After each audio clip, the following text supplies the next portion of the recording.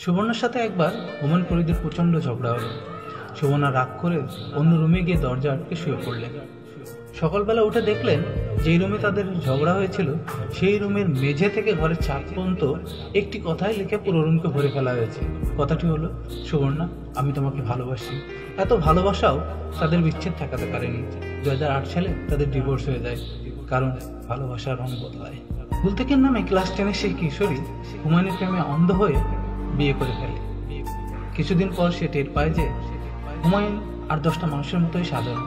বাস্তব জীবনে সে চাঁদের দিকে হা করে তাকিয়েও থাকে না, কিংবা কবিতাও অড়ায় না। তার ভিতর আলাদা কিছু নেই, সে অন্য মানুষদের মতোই সাধারণ, স্বপ্ন ভঙ্গের মতো ব্যাপার।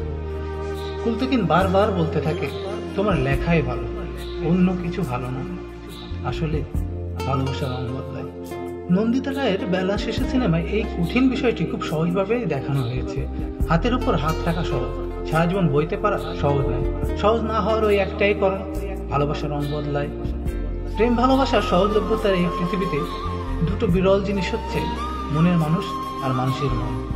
এই দুটোর উপর বিশ্বাস রাখা ভালো, উচিতও বটে, তবে সেটাকে বলি নিজেরই মধ্যে।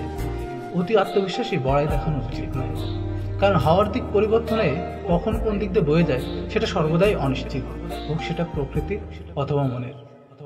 আসলেই ভালোবাসার রং বদলায়।